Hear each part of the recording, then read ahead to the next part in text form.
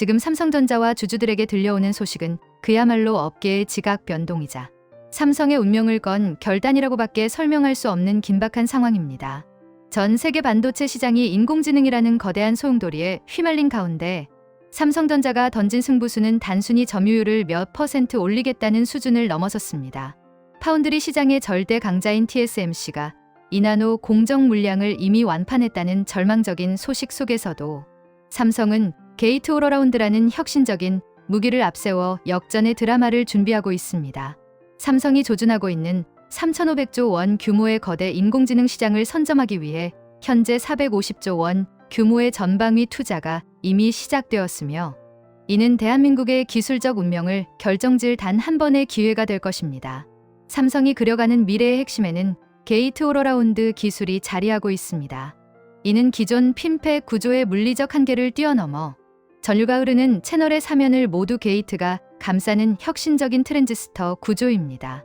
이론적으로 전력 소모량이 동일할 때 최대 15%의 성능 향상을 가져오고 같은 성능에서는 최대 30%의 에너지 절감이 가능한 이 기술은 삼성전자가 2022년 세계 최초로 3나노 공정에 상용화하며 기술적 리더십을 확보하고자 했던 핵심 병기입니다.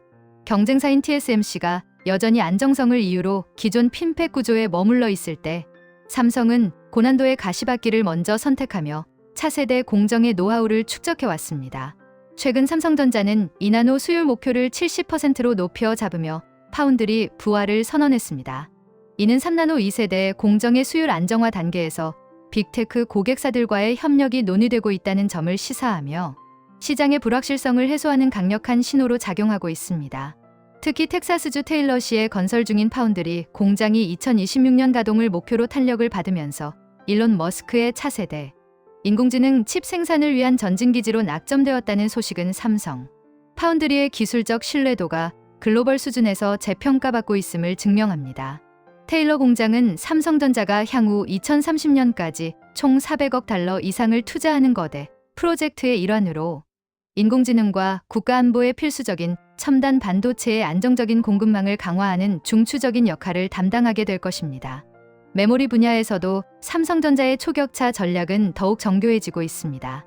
특히 6세대 고대역 폭 메모리인 HBM4 개발에서 삼성은 경쟁사들과 차별화된 승부수를 띄웠습니다. 바로 신나노급 6세대 디램인 1기램을 업계 최초로 적용하는 것입니다. 1기램은 극자외선 공정 활용 범위를 넓히고 셀 구도를 재설계하여 전력 효율과 동작 속도를 동시에 끌어올린 기술의 결정체입니다. 최근 삼성전자의 1기램 수율이 70%대에 진입하며 양산체제로 이관된 초기 세대 기준 안정적인 수준에 도달했다는 점은 시사하는 바가 큽니다. 이는 경쟁사들이 여전히 이전 세대인 1B 기반으로 HBM4를 준비하는 것과 비교의 한 세대 앞선 기술로 시장을 선점할 기반을 확보했음을 의미합니다. 나아가 삼성전자는 HBM 다이에 자사의 4나노 파운드리 공정을 적용함으로써 데이터 처리 속도를 획기적으로 높이고 고성능 칩의 고질적 문제인 발열과 전력 소모를 제어하는 데 성공했다는 평가를 받고 있습니다. 이러한 통합 솔루션은 메모리와 파운드리를 동시에 보유한 삼성만이 가능한 원스톱 턴키 전략으로 고객사들에게 압도적인 매력으로 다가오고 있습니다. 엔비디아의 차세대 인공지능 플랫폼인 루빈 공급망 진입을 위해 최근 엔비디아의 신뢰성 평가를 통과했다는 소식은 삼성의 인공지능 반도체 경쟁력이 다시 정상 궤도에 올랐음을 보여주는 결정적인 증거입니다. 삼성전자의 야심은 여기서 멈추지 않습니다. 실리콘 주권을 확보하기 위한 독자적인 그래픽 처리 장치 개발에도 성공하며 시스템 반도체 비전 2030 달성에 박차를 가하고 있습니다. 삼성 시스템 반도체 미국 연구 기지인 오스틴 연구센터와 첨단 컴퓨팅 연구소에서 개발한 독자 GPU는 2026년 출시될 엑시노스 2600에 탑재될 예정이며 2027년에는 완전한 독자 기술 기반의 엑시노스 2800을 선보일 계획입니다.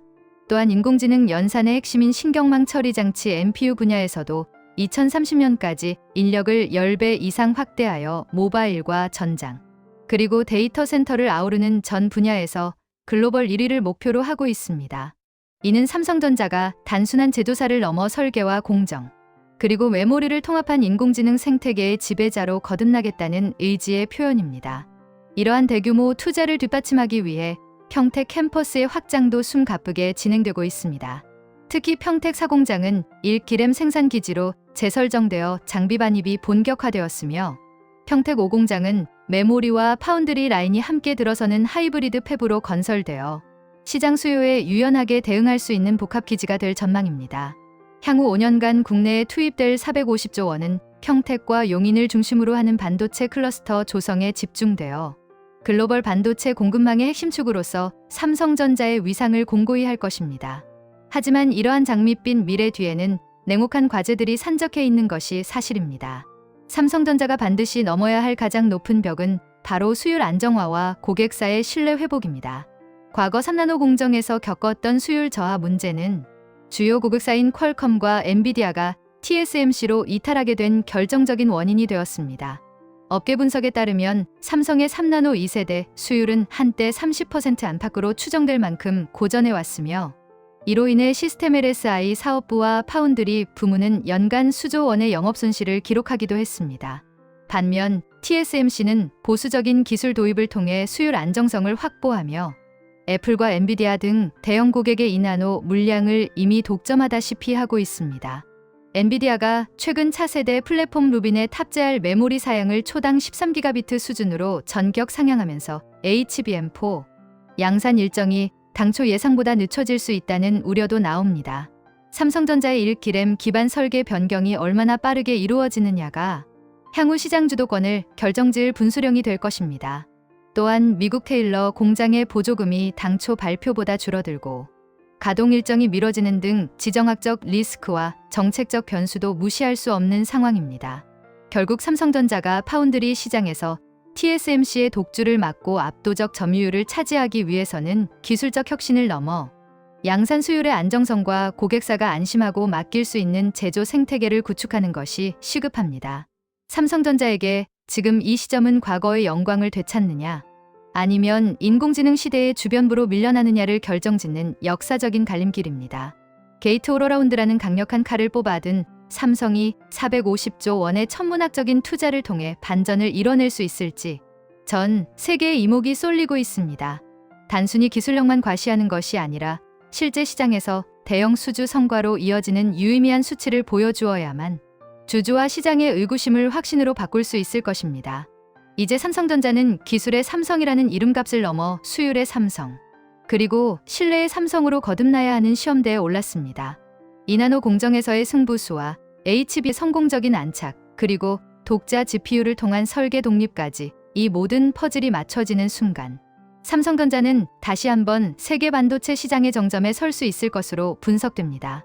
하지만 그 과정에서 마주할 냉혹한 현실과 경쟁사들의 거센 추격을 어떻게 뿌리칠 수 있을지가 향후 관전 포인트가 될 것입니다. 삼성의 이번 결단이 주주들에게는 환희를, 그리고 대한민국 반도체 산업에는 새로운 10년의 번영을 가져다 줄 수 있을지 끝까지 지켜봐야겠습니다. 오늘 이 소식이 유익하셨다면 구독과 좋아요 부탁드립니다. 여러분의 응원이 삼성전자의 부활을 응원하는 가장 큰 힘이 됩니다.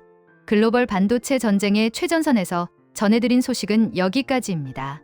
삼성전자가 던진 400조 원의 맹습이 과연 TSMC의 성벽을 무너뜨리고 압도적 점유율이라는 결실을 맺을 수 있을지, 아니면 넘기 힘든 수율의 벽에 다시 부딪힐지는 결국 시간이 증명할 것입니다.